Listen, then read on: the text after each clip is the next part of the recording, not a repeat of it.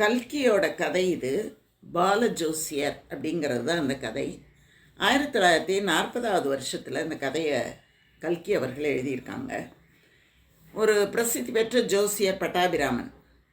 அவர் ரொம்ப நல்லவராக இருக்கார். நல்ல புத்திசாலி, யோக்கியன், நல்ல குணவான், எல்லாமே இருக்குது. இதெல்லாம் எப்படி அவருக்கு இருக்குது அப்படின்னா, அவரே தனக்கு இருக்குது அப்படின்னு அந்த கதையில் குறிப்பிடுறாரு.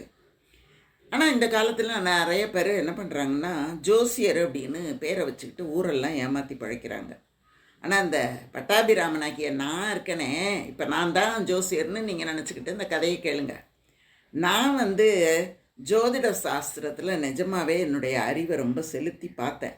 உண்மையான தத்துவம் அதில் இருக்குது அப்படின்னு எனக்கு தெரிஞ்சுது. அதுக்கப்புறம் தான் நான் எல்லாருக்குமே ஜோசியம் பார்க்க ஆரம்பித்தேன். அப்படின்னு எல்லாத்தையும் இறந்த காலத்தில் ஏன் சொல்கிறேன் அப்படின்னா, இப்போ நான் அந்த ஜோசியர் தொழிலை விட்டுட்டேன். இப்போ என்னுடைய ஜோசியம் பற்றிய விளம்பரங்களை நீங்கள் எங்கேயுமே பார்க்க முடியாது. சொந்த விஷயத்தில் எனக்கு நம்பிக்கை இழந்து போச்சு.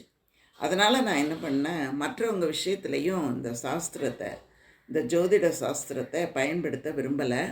அதோடு கூட எனக்கு இதை வச்சு பணம் சம்பாதிக்கணும் அப்படிங்கிறதுக்கு என்னுடைய மனசாட்சியும் இடம் கொடுக்கல அப்படின்னு அவர் சொல்கிறார். சொல்லிட்டு,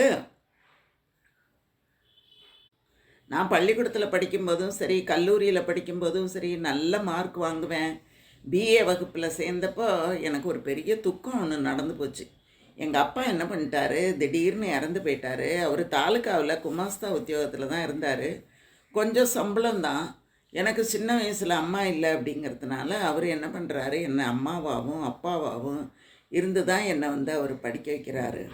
ஆனால் அவர் என்னுடைய தேர்வு நேரத்தில் இறந்து போனதுனால நான் அந்த தேர்வை எழுத முடியாமல் போய் அடுத்தது வரும்போது அதில் நான் எழுதி பிஏல 3ஆம் வகுப்பில் தான் நான் பாஸ் பண்ணேன். அவ்வளோ மதிப்பெண் நான் வாங்கியிருந்தா கூட என்னால் முதன்மையாக பாஸ் பண்ண முடியல. ஏன்னா எனக்கு நேர்ந்த துக்கம் அப்படி. அதுக்கப்புறம் என்ன பண்ணுறது அப்படின்னு எனக்கு ஒரே கவலையாக போயிட்டுது. சரி, சட்டம் படிக்கலாமா அப்படின்னு நினச்சா அதுக்கு நிறைய பணம் வேணும். எனக்கு அந்த பணம் கிடைக்கல. அப்போ நான் என்ன பண்ணுறது அப்படின்னு எல்லாம் தெரியல. நமக்கு அதிர்ஷ்டமே இல்லை அப்படின்னு நான் நினைக்க ஆரம்பிக்கும்போது தான் அதிர்ஷ்டத்து மேலே எனக்கு அதிகப்படியான ஒரு நம்பிக்கை வந்துச்சு. என்னுடைய படித்த ஒரு பையன் கோபாலகிருஷ்ணன், நல்லா கூட படிக்க மாட்டான். எனக்கு அப்புறம்தான் அவனே மார்க் வாங்குவான். அந்த அளவுக்கு இருந்தவன் என்ன பண்ணால், ஒரு அவனோட கெட்டிக்காரத்தனத்தை பார்த்து ஒரு வக்கீல் ஒருத்தர் அவனுக்கு கல்யாணம் பண்ணி வச்சு அவனை ஐசிஎஸ்ஸும் படிக்க வச்சுருக்கிறாரு. அப்படிங்கிறத நான் நினச்சி பார்க்கும்போது, எப்படி இது நடக்குது அப்படின்னு நான் நினச்சேன். நான் அவங்ககிட்டயே போய் நேரடியாக பேசலாம் அப்படின்னு நினச்சா கூட அவன் என்ன பண்ணுவான், இப்போ பார்க்க முடியாது அப்படின்னு சொல்லி அனுப்பிடுவான். நான் என்ன பண்ணுறது அப்படின்னு நான் நினைக்கும்போது தான் இந்த வாழ்க்கை மேலே எனக்கு ஒரு விசித்திரம் வந்துச்சு. இந்த கோபாலகிருஷ்ணன் இருக்கானே, என்னை விட அவன் ஒன்றும் பெரிய உயர்ந்தவன் கிடையாது. ஆனால் படிப்புலேயும் ஒன்றும் சிறந்தவன்னு சொல்ல முடியாது. ஆனால் அவன் கலெக்டர் ஆகிட்டான். நான் நல்லா படித்தேன், எனக்கு வேலை கிடைக்கவே இல்லையே. இதுக்கு என்ன காரணம் அப்படின்னா அதிர்ஷ்டம் தானே. அப்போ அந்த அதிர்ஷ்டம் அப்படிங்கிறது என்ன அப்படின்னு நான் யோசிக்க ஆரம்பித்தேன். கொஞ்சம் கூட லாயக்கே இல்லாதவங்க பெரிய பெரிய பதவியில் உட்காந்துக்கிட்டு அதிகாரம் பண்ணுறாங்க. ஆனால் புத்திசாலிகள், நல்ல குணவான்கள், இவங்கள்லாம் அன்றாடம் சோற்றுக்கே கவலைப்படுறாங்களே. திடீர்னு அவங்களாம் பணக்காரவங்களாகிறாங்க, திடீர்னு ஏழைகளாகிறாங்க. இதெல்லாம் எப்படி தான் நடக்குது அப்படின்னு நான் யோசிக்க ஆரம்பித்தேன்.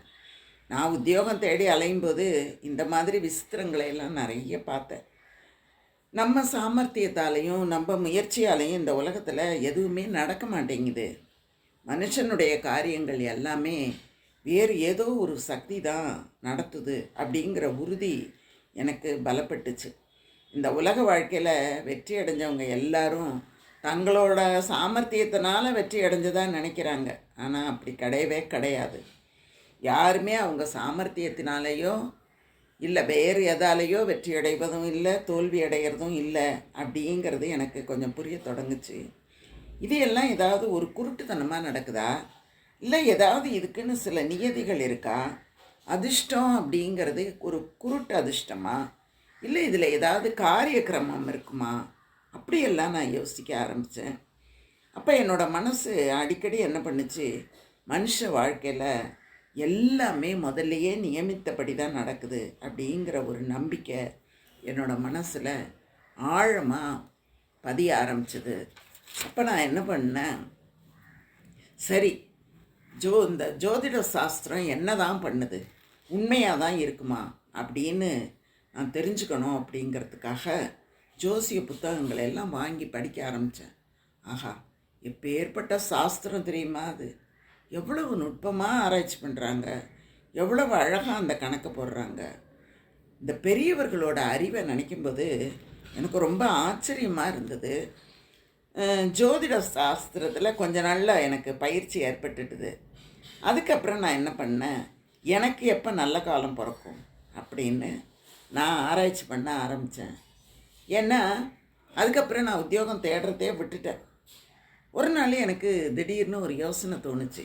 இவ்வளோ புத்தகங்கள் படிக்கிறோம், நாமளே ஜோசியராக மாறி ஜோசியம் சொன்னால் என்ன அப்படின்னு நினச்சிக்கிட்டு எழும்பூரில் ஒரு வீட்டு மாடியை வாடகைக்கு பிடிச்சேன். அங்கே போய் பாலஜோதிடர் பட்டாபிராமன் பிஏ அப்படின்னு ஒரு போர்டு எழுதி தொங்க விட்டேன். எப்போவுமே ஜோதிடர்கள் இளையவர்களாக இருக்கணும், மருத்துவர்கள் முதியவர்களாக இருக்கணும் அப்படின்னு ஒரு சாத்திரம் உண்டு. பாலஜோசியம் விருத்த வைத்தியம் அப்படின்னுட்டு அது நினைவு வருது இவனுக்கு. அதனால் என்ன பண்ணுறான், இவன் ஜோசியம் பார்க்க ஆரம்பித்தோடனே ஏகப்பட்ட பேர் இவங்கிட்ட ஜோசியம் பார்க்க வர்றாங்க. அப்போ அவன் என்ன தெரிஞ்சுக்கிறான் அப்படின்னா, ஒரு 6 மாதம் பார்க்குறான். அதுக்கப்புறம் இந்த ஜோதிடம் பார்க்குற மக்கள் இருக்காங்களே, உலகத்தில் இருக்கக்கூடிய மக்களையே 2 வகையாக பிரிக்கலாம். ஒரு வகை என்னென்னா ஜோசியத்து மேலே நம்பிக்கை இல்லாதவங்க, இன்னொரு வகை ஜோசியத்தின் மீது முழுமையாக நம்பிக்கை வச்சுருக்கிறவங்க. நம்பிக்கை இல்லாதவங்க கூட என்ன பண்ணுறாங்கன்னா, பார்க்கலாமே நடக்குதான்னு பார்க்கலாமே அப்படின்னு ஒரு நம்பிக்கையில் பார்க்கக்கூடியவர்கள் இருக்கிறார்கள் அப்படிங்கிறதும் புரிய ஆரம்பிச்சது. இந்த மாதிரி பார்க்க பார்க்க நிறைய வினோதமான அனுபவங்கள்லாம் ஏற்பட்டது. அந்த அனுபவங்கள் தான் என்னோடய வாழ்க்கையவே மாற்றி விட்டது அப்படின்னு அந்த பாலஜோதிடர் சொல்கிறார். ஒரு நாள் சாயங்காலம் ஒரு 5 மணி இருக்கும். ஒரு சின்ன பையன் ஒருத்தன் ஓடி வர்றான். அவர்கிட்ட ஓடி வந்து, நீங்கள் தானே பாலஜோசியர் அப்படின்னு கேட்குறான். ஆமாம், உனக்கு என்ன வேணும் அப்படின்னு அவர் கேட்ட உடனே, எங்கள் அம்மாவுக்கு உடம்பு சரியில்லை, உங்களை அழைச்சிட்டு வர சொன்னாங்க அப்படின்ன உடனே ஜோசியர் சொல்கிறாரு. அவன் சொல்கிறான், நான் ஒன்றும் வைத்தியன் இல்லையப்பா, என்ன எதுக்கு கூட்டிகிட்டு வர சொன்னார் அப்படின்ன உடனே, அதெல்லாம் தெரியாது, எங்கள் அம்மா உங்களை கூப்பிட்டுட்டு வர சொன்னாங்க அப்படின்னு சொல்லிட்டு அழைச்சிட்டு போகிறான்.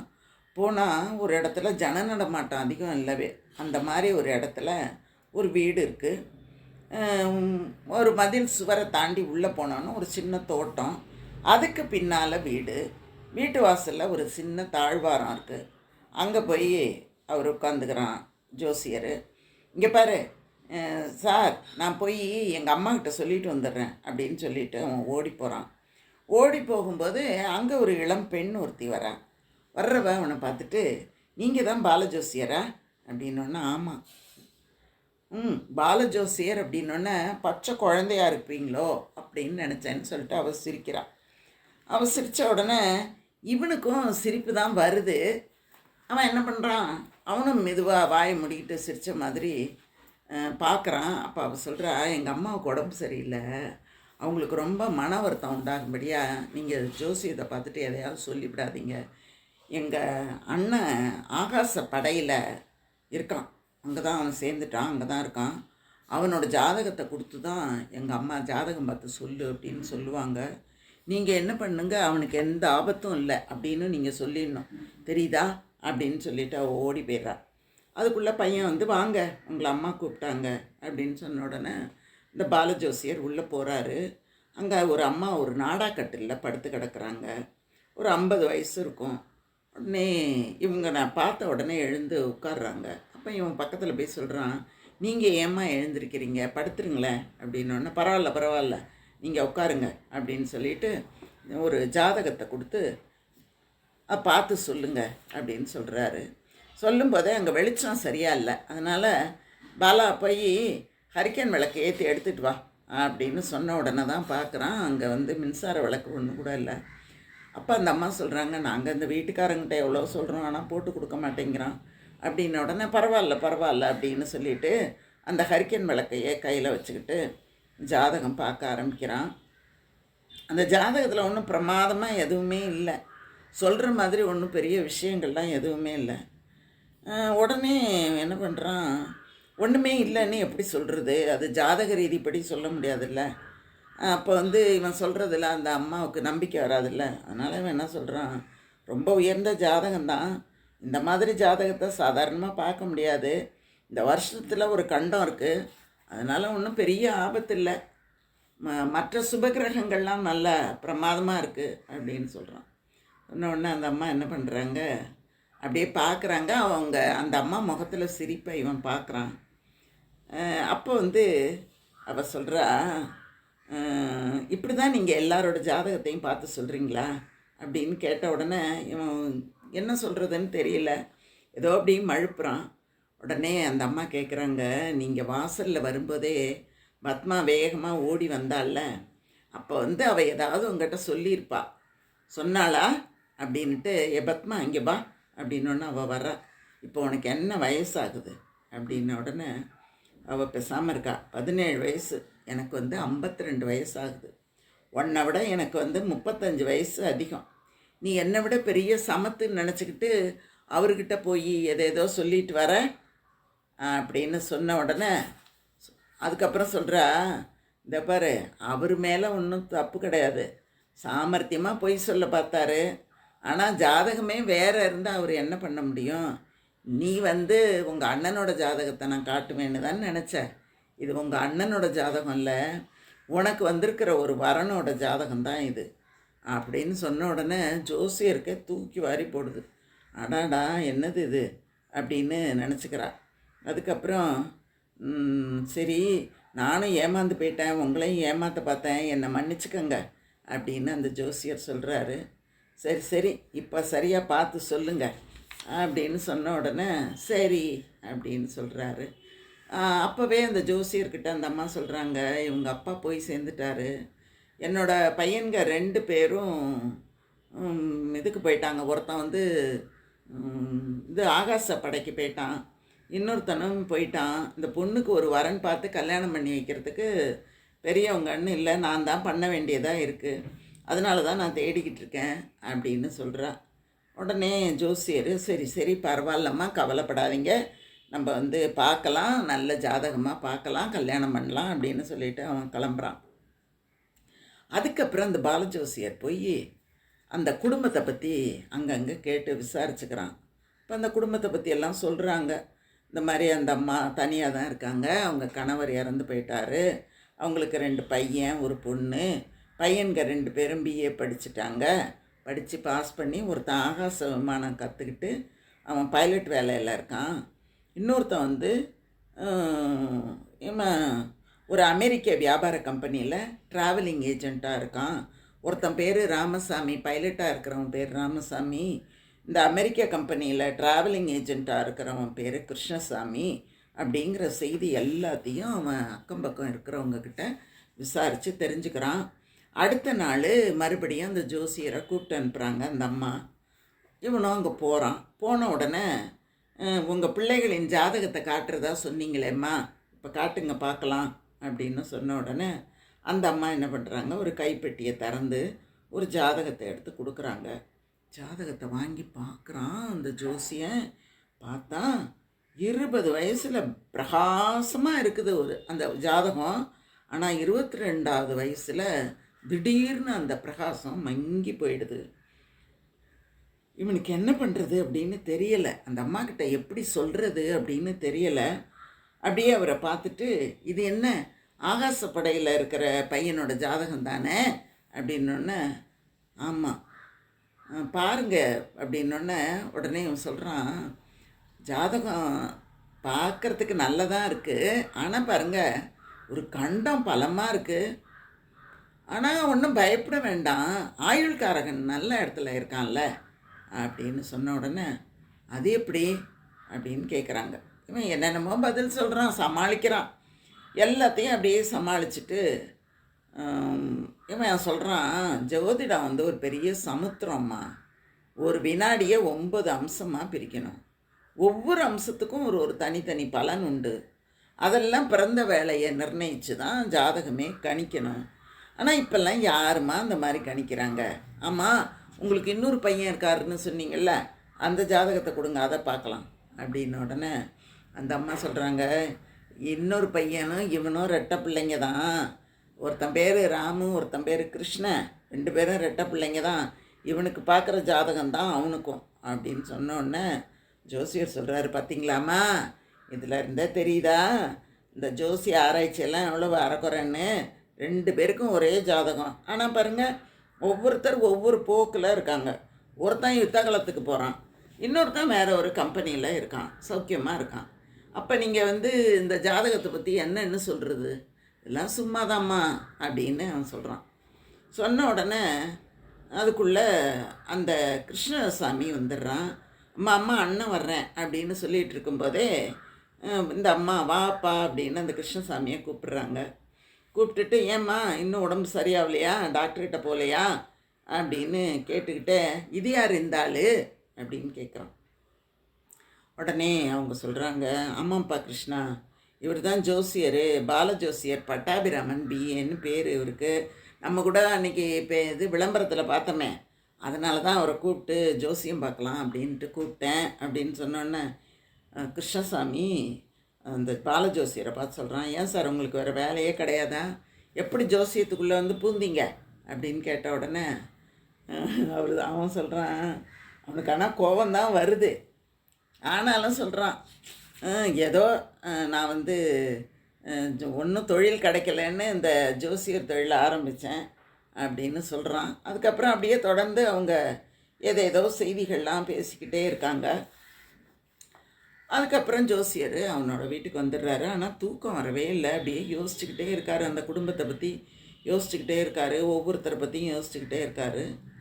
அடுத்த நாள் மறுபடியும் அந்த சின்ன பையன் பாலன் ஓடி அந்த வீட்டில் இருக்கிறவன் ஓடி இவனை ஜோசியரை அம்மாவை கூப்பிட்டு வர சொன்னாங்க அப்படின்னு சொன்ன உடனே பார்க்குறதுக்காக போகிறான். ஆனால் அன்றைக்கி அந்த அம்மா கட்டிலில் படுக்காமல் கொஞ்சம் உட்காந்துருக்காங்க. உடம்பு பரவாயில்லாமல் இருக்கா அப்படின்னு கேட்குறான். ஆமாம் அம்மா பரவாயில்லாமல் இருக்குது அப்படின்ன உடனே, நான் அவங்கள எதுக்காக கூப்பிட்டேன் தெரியுமா, எனக்கு ஒரு ரேடியோ வாங்கி கொடுக்கணும், எனக்கு இந்த லண்டன் செய்திகளை கேட்கணும், அதுக்காக தான் அந்த ரேடியோ வேணும் அப்படின்னு சொன்னோன்னே, அதுக்கு என்ன, நல்ல ஒரு செட்டாக வாங்கிட்டு வந்து கொடுக்குறேன், நானும் கேட்கலாம் தானே அந்த ரேடியோவில் அப்படின்ன உடனே அந்த பத்மா சொல்கிறேன், ஐயா நீங்களாம் கேட்கக்கூடாது, நீங்களே எல்லாத்தையும் கேட்டுட்டிங்கன்னா அப்புறம் நாங்கள் எதை கேட்குறது அப்படின்னுட்டு அவள் விஷமமாக சிரிக்கிறா. அப்போ அந்த அம்மா சொல்கிறாங்க, அவன் கிடக்கிறான், நீங்கள் ஒவ்வொரு நாளும் வரணும், அந்த யுத்த செய்தியை கேட்டுட்டு எங்களுக்கு தமிழில் சொல்லணும் அப்படின்னு சொன்ன உடனே அவனும் சரி அப்படின்னு சொல்லிவிட்டு ஒரு நல்ல ரேடியோ செட்டு ஒன்று வாங்கிட்டு கொடுக்குறான். கொடுத்துட்டு கம்பெனியிலேருந்து ஆளுங்க அந்த காலத்தில் ரேடியோவை செட் பண்ணுறது ரொம்ப கஷ்டம், ஏரியெல்லாம் வேறு வைக்கணும், அந்த மாதிரி ஏரியெல்லாம் வைக்கிறாங்க. அப்போ அந்த அம்மா சொல்கிறாங்க, ராமு இருந்தால் இன்றைக்கி எல்லாத்தையும் அவனே பண்ணிவிடுவான் அப்படின்னு. அவங்க எப்போ பார்த்தாலும் அந்த பிள்ளைங்களை பற்றி ஏதாவது ஒரு வார்த்தை அவங்க பேசாமல் இருக்கிறதே கிடையாது. இந்த ரேடியோ செய்தி எத்தனை மணிக்கு வரும்னா, ராத்திரி 9:30 மணிக்கு தான் அந்த செய்தி, லண்டன் ரேடியோ செய்தி வரும். இவனும் ஒவ்வொரு நாளும் இந்த பாலஜோசியரும் அங்கே போய் அந்த செய்தியை கேட்டுட்டு அவங்களுக்கு தமிழில் எல்லாத்துக்கும் விளக்கம் கொடுத்துட்டு வருவாங்க. ஒரு தடவை என்ன ஆயிடுச்சு அப்படின்னா, ரேடியோவில் லண்டன் செய்திகள் தொடங்கும்போது இந்த அம்மாவோட முகம் ரொம்ப ஆர்வத்தோடு இருக்கும், கடைசியாக முடித்தோன்னா ரொம்ப ஏமாற்றமாக மாறி போயிடும். அப்போ இவன் நினைக்கிறான், இது என்னத்துக்கு இப்படி ஒரு பைத்தியக்காரத்தனமான ஆசை, எதுக்காக தினம் தினம் பார்க்குறாங்க, அப்புறம் என்னமோ முகம் அப்படியே சோர்ந்து போகுது அப்படின்னு சொல்லிகிட்டு இருக்கும்போதே லண்டன் பிபிசி செய்தி ஒரு அறிவிப்பு கொடுக்குது. அதில் கடைசியில் என்ன சொல்லுது, நாளைய தினம் ஒரு விசேஷமான ஒரு சம்பவம். வழக்கம் போல் செய்திகள்லாம் முடிஞ்சோடனே ராயல் ஆகாஷ் படையை சேர்ந்த இந்திய விமானி ஒருத்தர் தன்னோட அனுபவங்களை எல்லாம் சொல்லுவார் அப்படின்னு அந்த பிபிசி செய்தி அறிவிக்குது. இதை கேட்ட உடனே இந்த பாலஜோசியருக்கு பரபரப்பாக இருக்குது, யார் இருக்கும் அது அப்படின்னு அப்படி யோசிச்சுக்கிட்டே இருக்காங்க. அடுத்த நாள் விமானி அதே மாதிரி இரவு 9:30 மணி ஆகிடுது, லண்டன் செய்தி தொடங்கிடுது. இப்போது இந்திய ஆகாச விமானி பேசுவார் அப்படின்னு சொன்ன உடனேயே ஒரு இளைஞன் பேச தொடங்குறான். யார் அப்படின்னா இவங்க பையன்தான். அதை கேட்கும்போது அந்த அம்மாவுக்கு அப்படி ஒரு ஆனந்தம், அந்த முகத்தை பார்க்கும்போது அப்படி ஒரு சந்தோஷம், நேரடியாக அந்த பிள்ளையை பார்த்த மாதிரியே ஒரு சந்தோஷமாக இருக்குது. ஆனால் அவங்க என்ன அந்த இவர் என்ன சொல்கிறாருன்னா, அந்த விமானி என்ன சொல்கிறாருன்னா, கடைசி நேரத்தில், அதாவது அந்த செய்தி முடிகிற தருவாயில் அவர் சொல்கிறாரு, நம் சண்டை சச்சரவெல்லாம் மறந்துட்டு மனித நாகரிகத்தை காப்பாற்றுறதுக்காக போராடுற இந்த பிரிட்டனுக்கு ஒத்தாசை பண்ணணும் இந்திய மக்கள் அப்படின்னு சொல்லி கேட்டுக்கிட்டு தன்னோட பேச்சை முடிக்கிறான். முடித்த உடனே அப்போது அந்த பத்மா கேட்குறா, ஏம்மா இந்த பேச்சை கிருஷ்ணசாமி கேட்டிருப்பானா? என்ன போர் வேண்டாம் அப்படிங்கிற மாதிரி தானே அவன் அங்கங்கே பண்ணிகிட்ருக்கான், ஒரு கண்டன போராட்டங்கள்லாம் நடத்திக்கிட்டு இருக்கான். அதனால் அவள் கேட்குறா பத்மா. உடனே கேட்டிருந்தா மட்டும் என்ன, கிருஷ்ணசாமியோட மனசு என்ன மாறப்போகுது அப்படின்னு சொல்கிறான். அடுத்த நாள் அவங்க வீட்டுக்கு ஒரு கடிதம் ஒன்று வருது. என்ன ஆச்சு அப்படின்னு பார்த்தா, அந்த கடிதத்தை போஸ்ட் பண்ணி 1 மாதத்துக்கு மேலே ஆகுது. இன்றைக்கி தான் அந்த கடிதம் வந்து சேர்ந்தது. உடனே அந்த கடிதத்தை படிக்க சொல்லி கேட்குறாவ. இப்போ அவன் சொல்கிறான், அந்த கடிதத்தில் என்ன எழுதியிருக்கு அப்படின்னா, அம்மா கூடிய சீக்கிரம் நான் வந்து பகைவர்களுடைய தேசங்களுக்கு விமானத்தில் போவேன். ஒரு நாளைக்கு திரும்பி வராமல் ஆனாலும் ஆயிடும். அப்போ இந்த அரசாங்கம் உனக்கு அந்த செய்தியை சொல்லுவாங்க. தாயாருக்கு பிள்ளை செய்ய வேண்டிய கடமை எதையுமே நான் செய்யலை. இருந்தாலும் இந்த உலகத்தோட தர்மத்துக்காகவும் நாகரிகத்துக்காகவும் இதை காப்பாற்றுவதற்கு ஒரு பையன் உயிரை விட்டான் அப்படின்னா அது உனக்கு பெருமை தானே. தெரிஞ்சோ தெரியாமலோ நான் உன்னை வந்து ஏதாவது கஷ்டப்படுத்தி இருந்தேன் அப்படின்னா நீ என்னை மன்னிச்சிரு அப்படின்னு எழுதிட்டு, வீட்டில் இருக்கிற எல்லாருக்கும் என்னோடய அன்பை தெரிவிக்கணும் அப்படின்னு எழுதிட்டு, கடைசியாக அவன் என்ன எழுதுறான்னா, பத்மாவுக்கு கல்யாணமாகி குழந்தை பிறக்கும்போது பிறக்கிற முதல் குழந்தைக்கு என்னோட பேரை வைக்க சொல்லு அப்படின்னு சொல்லி, ராமு உன் பிடிவாதக்கார பிள்ளை ராமு அப்படின்னு அந்த கையெழுத்து போட்டிருக்கான்.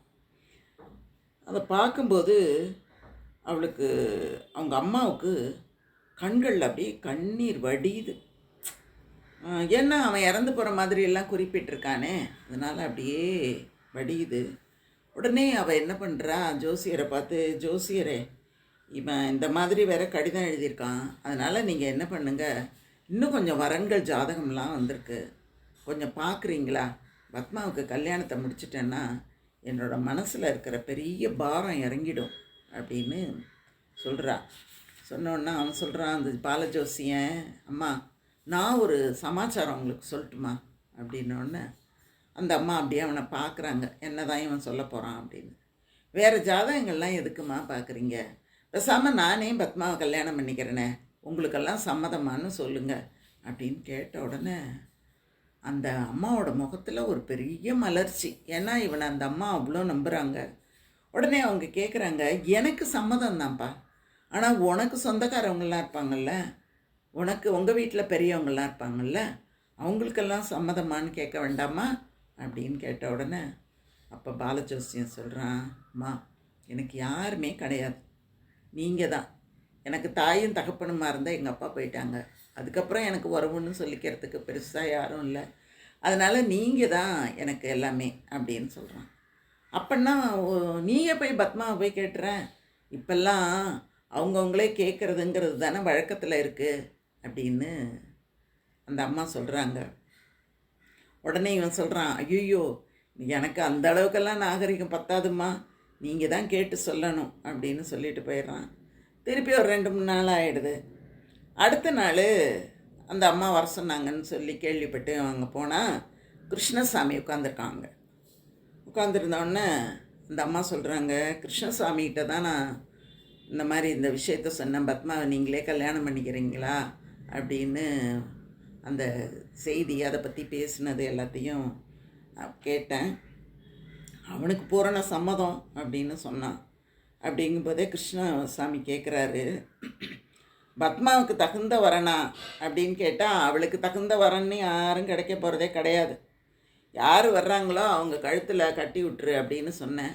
நல்ல காலம் நீங்களே வந்தீங்க, பேசாமல் நீங்களே அவளை கல்யாணம் பண்ணிக்கங்க, அப்படின்ன உடனே பத்மா சொல்கிறான், அவருக்கு பொண்ணு கிடைக்கிறது ரொம்ப கஷ்டம் அப்படின்னு சொல்கிறா. அதனால் பரவாயில்ல, கிடச்ச பொண்ணை பண்ணிக்கட்டும் அப்படின்னு பத்மா சொல்கிறா. இப்படி பத்மா பேசும்போது அவனுக்கும் ஒரு சந்தோஷமாக இருக்குது அந்த ஜோசியருக்கு. அதுக்கப்புறம் இவன் சொல்கிறான், ஜோசியக்காரன் சொல்கிறான், தமையன்மார்கள் பார்த்து தான் கல்யாணம் பண்ணி வைக்கணும், ஆனால் அதை நீங்கள் செய்யலையே அப்படின்னு சொன்னோன்னே கிருஷ்ணசாமி, ஆமாம் எங்கள் தப்பு தான், எங்களுக்கு இதுக்கெல்லாம் நேரமே இல்லையே, நான் தேசத்தை காப்பாற்றணும்னு பார்க்குறேன், ராமு உலகத்தையே காப்பாற்றணும்னு போயிருக்கான் அப்படின்னு சொல்லிவிட்டு, நான் இன்றைக்கி ராத்திரி மறுபடியும் கோயம்புத்தூர் மலையாளம் அந்த பக்கம்லாம் போக வேண்டியது இருக்குது, வர்றதுக்கு 1 மாதம் ஆகிடும், நீங்கள் அதுக்குள்ளே கல்யாணத்துக்கு முகூர்த்தம் வச்சுருங்க, எப்போ முகூர்த்தம் வச்சுருக்கோம் அப்படின்னு ஒரு தந்தி அடிங்க, நான் வந்துடுறேன், ஒருவேளை நான் வராமல் போனால் கூட நீங்கள் கல்யாணத்தை நடத்திக்கிடுங்க, ஏன்னா நான் வரலன்னா கூட என்னோடய சூட்சும சரீரத்தோடு நான் உங்களோட தான் இருப்பேன், என்னால் வர முடியலன்னா கூட அப்படின்னு அவன் சொல்கிறான். சொன்ன உடனே சரின்னு கல்யாணத்துக்கு இவங்க நிச்சயம் பண்ணி முகூர்த்த தேதியும் குறிச்சிடுறாங்க. இந்த மாமிக்கு ஒரே சந்தோஷம், அதாவது அந்த பத்மாவோட அம்மாவுக்கு ரொம்ப சந்தோஷம். கல்யாணத்தை அப்படி பண்ணணும் இப்படி பண்ணணும் அப்படின்னெல்லாம் ரொம்ப யோசிச்சுக்கிட்டே இருக்காங்க. ஆனால் ஒரு நாள் என்ன ஆகிடுது, அந்த அம்மாவுக்கு திடீர்னு உடம்புக்கு வந்துடுது, பேச்சே வரமாட்டேங்குது, மயக்கம் போட்டு கீழே விழுந்து கிடக்காங்க.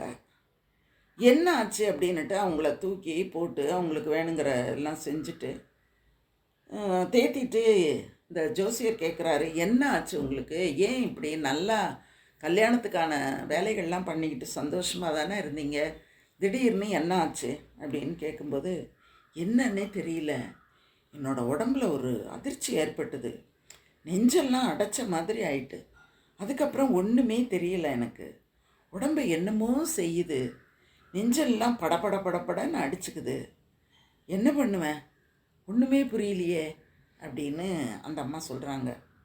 உடனே இந்த பாலஜோசியர் என்ன பண்ணுறாரு, வாங்க நம்ம டாக்டர்கிட்ட போவோம் அப்படின்னு அந்த அம்மாவை டாக்டர்கிட்ட கூட்டிகிட்டு போகிறான். டாக்டர் பார்த்துட்டு அதெல்லாம் ஒன்றும் இல்லை, உடம்பு கொஞ்சம் பலவீனமாக இருக்குது அதுதான் அப்படின்னு சொல்லி மருந்து டானிக்கு எல்லாம் எழுதி கொடுத்துட்டு போயிடுறாரு. ஆனால் இவனுக்கு தெரியுது, அந்த அம்மாவுக்கு உடம்புக்கு வர்றதை விட மனசில் இருக்கிற வேதனை தான் அவங்களுக்கு இந்த மாதிரி இருக்குது அப்படின்னு அவனால் உணர முடியுது. அந்த சமயத்தில் ஒரு தபால் வருது. அந்த தபால் சென்னை அரசாங்க முத்திரையிட்ட தபாலாக இருக்குது. அதை கவர்னரோட காரியதரிசி எழுதியிருக்காரு. உடனே அதை எடுத்து பிரித்து பார்த்தா, பைலட் ராமசாமி நிறைய அரும்பெரும் தீர செயல்கள்லாம் புரிஞ்சு விமான போர் ஒன்றில் உயிர் நீத்தார், அவருடைய வீர மரணம் இந்திய தேசத்துக்கே புகழ் தரக்கூடியது அப்படின்னு எழுதிட்டு அவங்க அம்மாவுக்கு ஆழ்ந்த அனுதாபத்தை அந்த கடிதத்தில் தெரிவிச்சிருக்காரு. இதை படித்த உடனே அந்த அம்மா ஒரு சத்தம், ராமுன்னு சத்தம் போட்டு அப்படியே மூர்ச்சையாகி விழுந்துடுறாங்க. அதுக்கப்புறம் அந்த அம்மா முகத்தில் தண்ணியை தெளித்து அவங்கள எழுப்பி உட்கார வச்சு, அம்மா நான் கிருஷ்ணசாமிக்கு இந்த செய்தியை சொல்லிடவா அப்படின்னு சொல்லிட்டு வரான். அந்த அம்மா ஒன்றுமே பேசலை. அப்போது இங்கே இருந்து அந்த கம்பெனிக்கு டெலிஃபோனில் ஃபோன் பண்ணி விசாரிக்கிறான். நீங்கள் யார் அப்படின்னு அந்த கம்பெனிலேருந்து கேட்குறாங்க. அப்போ நான் ரொம்ப முக்கியமான ஒரு குடும்ப சிநேகிதன் அப்படின்ன உடனே சரி இருங்க அப்படின்னு சொல்லிட்டு அந்த மேனேஜர் பேச ஆரம்பிக்கிறாரு. ரொம்ப துக்ககரமான ஒரு சமாச்சாரத்தை நான் உங்களுக்கு சொல்ல போகிறேன். இந்த மேற்கு கடற்கரை ஜில்லாக்களில் அதிகாரியினுடைய உத்தரவை மீறி பல இடங்களில் கூட்டம் நடந்தது. அந்த யுத்த கண்டன கூட்டங்களில் கிருஷ்ணசாமியும் இருந்தான். அன்னைக்கு நடந்த அந்த போலீஸ் துப்பாக்கி சூட்டில் கிருஷ்ணசாமி இறந்து போயிட்டான் அப்படின்னு சொன்ன உடனே இந்த செய்தியை எப்படி போய் அந்த அம்மாக்கிட்ட தெரிவிக்கிறது அப்படின்னு தெரியலை. ஆனாலும் சொல்லி தானே ஆகணும் அப்படிங்கிற ஒரு எண்ணத்தோட அந்த பாலஜோசியர் உள்ளே போய் விஷயத்த சொல்கிறான். எப்படின்னா, ஐயோ அம்மா, ஜாதகம் இப்படி பலிச்சிருச்சே அப்படின்னு சொல்கிறான். ஏன்னா 20 வயசில் பிரகாசமாக இருந்த ஜாதகம் 22வது வயசில் எதுவுமே இல்லாமல் இருக்குல்ல, அதை தான் அவன் அந்த இடத்துல குறிப்பிட்டான். உடனே அங்கே என்ன நடந்திருக்கும் அப்படிங்கிறத நாமளே யூகிச்சிக்க வேண்டியதுதான். துக்கம், ஒரு இடத்துல கல்யாணத்துக்கான நிகழ்வு, மறுபடியும் அந்த வீட்டில் நடந்த துக்கம், 2 துக்கம், 2 பிள்ளைங்க இறந்து போயிடுறாங்க. அந்த அம்மாவோட மனநிலை எப்படி இருக்கும்? ஒரு 10 நாள் ஆகுது. 10 நாள் கழித்து அவன் அந்த அம்மாவை பார்க்குறான். அந்த அம்மா 10 நாளைக்கு முன்னால் இருந்த தோற்றப்பொலிவே இல்லை. இப்போ அவ்வளோ பெரிய ஒரு துக்கத்தை அவங்க அனுபவித்தது, அது அந்த உடம்புலையும் அந்த மனசுலையும் புகுந்து அவங்கள ரொம்ப வயோதிக நிலையில் இருக்கிற மாதிரி ஆக்கிட்டுது. அப்போது அந்த அம்மா சொல்கிறாங்க, நான் இவ்வளவு நடந்த பிறகும் நான் இங்கே இருக்கிறதுக்கு என்ன காரணம்னு நீங்கள் நினைக்கிறீங்க அப்படின்னு சொல்லும்போது, பத்மாவுக்கு எப்படியாவது கல்யாணத்தை முடிச்சுட்டு போகணும், அவளை அப்படியே அனாதையாக விட்டுட்டு போகக்கூடாது அப்படிங்கிற அந்த எண்ணம் தான் அவளோட உயிருக்கு அவ்வளவு பலத்தை கொடுத்துருக்கு அப்படிங்கிறத ஜோசியனும் தெரிஞ்சுக்கிறான். அந்த அம்மாவுக்கும் புரியுது, எல்லாருக்குமே அதுதான் புரியுது. அதே மாதிரி நிச்சயித்த அந்த தேதியில் கல்யாணம். இவன் தான் பத்மா அழும்போது ஜோசியர் சொல்கிறாரு, அழாத பத்மா, கிருஷ்ணசாமி என்ன சொல்லியிருக்கான், சூட்சும சரீரத்திலையாவது நான் வருவேன்னு சொல்லியிருக்கான்ல, அவன் இப்போ இங்கே வந்து நிற்பான், அதனால் அழக்கூடாது அப்படின்னு அவன் சொல்கிறான். சொன்ன உடனே அதே மாதிரி ஆறுதல் சொல்லி ஒரு வழியாக கல்யாணத்தை முடிக்கிறாங்க. அப்போ அந்த அம்மா என்ன பண்ணுறாங்க, அவங்க காலில் விழுந்து ஆசீர்வாதம் வாங்கின இந்த பிள்ளைங்களை தூக்கி நிறுத்தி அந்த ஜோசியர்கிட்ட சொல்கிறாங்க, என் கடவுள் வந்து என்னோட 2 பிள்ளைங்களை கூப்பிட்டுட்டு போயிட்டாரு, ஆனால் அதுக்கு பதிலாக ஒரு நல்ல பிள்ளைய எனக்கு கொடுத்துருக்குறாரு அப்படின்னு சொல்லிட்டு அப்படியே கட்டி பிடிச்சிக்கிட்டு அழுகுறா. கண்களில் கண்ணீர் அப்படியே பெருகி வழியுது. இதை வந்து ஜோசியர் பார்க்கும்போது ஒரு ஆறுதல், நம்மளால் அவங்க அந்த குடும்பத்துக்கு ஒரு ஆறுதல் வந்தது அப்படின்னு நினைக்கிறாரு.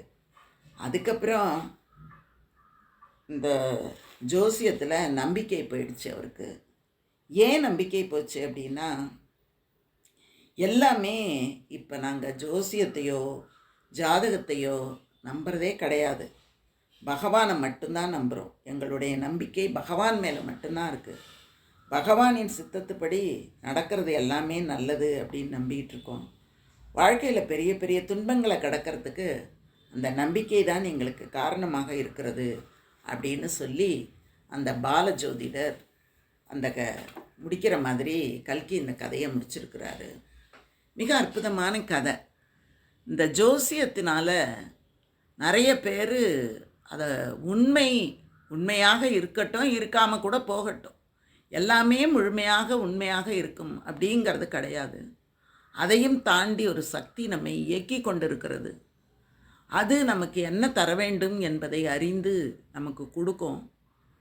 அது எதை கொடுத்தாலும் அதை நாம் ஏற்றுக்கொள்வதற்கு தயாரான ஒரு மனநிலையில் நம்ம வாழ்ந்தோம் அப்படின்னா பெரிய துயரங்களும் பெரிய மகிழ்ச்சியும் நம்மளை வந்து நிலை குலைந்ததோ நிலை குலையாததாகவோ ஆக்காமல் சமநிலையிலேயே நம்முடைய வாழ்க்கை செல்வதற்கு பெரிதும் உதவியாக இருக்கும். கல்கி இந்த இடத்துல சோதிடத்தை நம்புகிறாரா நம்பவில்லையா அப்படிங்கிறத 2 கருத்தையுமே அவர் குறிப்பிடுறார். ஜாதகத்துப்படி அவன் இறந்து போயிட்டான், ஆனாலும் எங்களுக்கு ஜாதகத்துக்கு மேலே நம்பிக்கை இல்லை. என்ன நடந்துருச்சு, அதை மாற்றுவதற்கு யாராலையும் முடியாது. ஜாதகம் பார்த்து எதையாவது நம்மளால் மாற்ற முடியுமா? மாற்றவே முடியாது. ஏதோ ஒன்று நிகழ்கிறது, அவ்வளோதான். அதை ஏற்றுக்கொள்ளும் மனப்பாங்கை நாம் வளர்த்து கொள்ள வேண்டும் அப்படிங்கிறத தான் கல்கி அவர்கள் இந்த கதையின் மூலம் நமக்கு உணர்த்துகிறார் என்று நான் கருதினேன். அதை உங்களோடையும் பகிர்ந்து கொள்ளலாம் அப்படின்னு நினச்சேன். நாம் வந்து இந்த ஜாதகத்தை முழுக்க நம்புவதை விடுத்து எல்லாம் வல்ல அந்த பரம்பொருளை நம்புவது நமக்கு நல்ல பலத்தை கொடுக்கும் அப்படிங்கிறது என்னுடைய எண்ணமாகவும் இருக்கிறது. இவ்வளோ நேரம் கதை கேட்ட உங்களுக்கு நன்றி, வணக்கம், வாழ்க வளமுடன். தொடர்ந்து பாருங்கள்.